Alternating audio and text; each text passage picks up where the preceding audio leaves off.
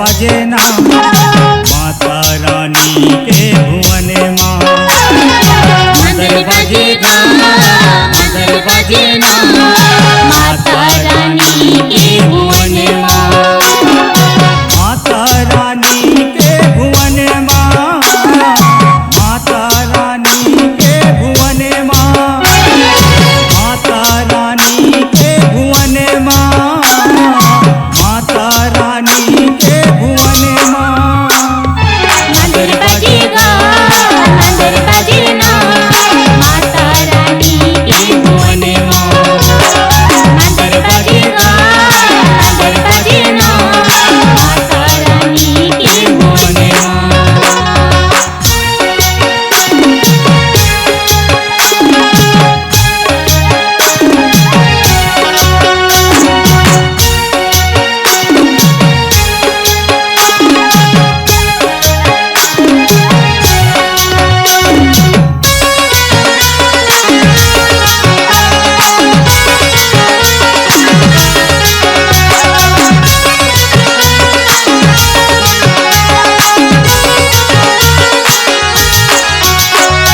मातरे बाजे कर ताला कुआं ये दाई के जवारा।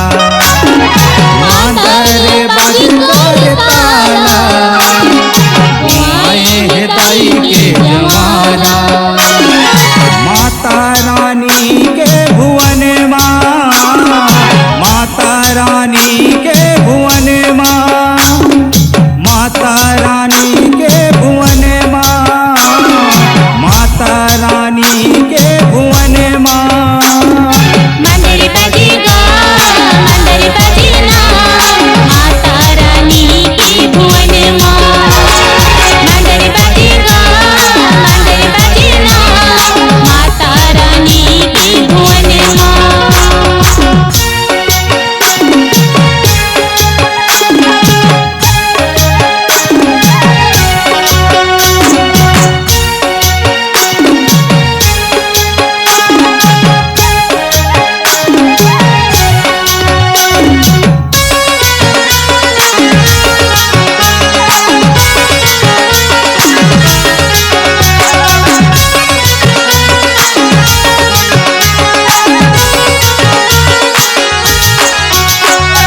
मृदंगे बाजते ढोल चहके चिड़ैया ये मोर। मंदिर बजते ढोल चहके चिड़ैया ये मोर। माता रानी के भुवन माँ, माता रानी के भुवन माँ, माता रानी के भुवन माँ, माता रानी के भुवन माँ। मंदिर बजेगा मंदिर बजे ना दुर्गा दाई के भुवन माँ। मंदिर बजेगा मंदिर बजे ना माता रानी के भुवन माँ।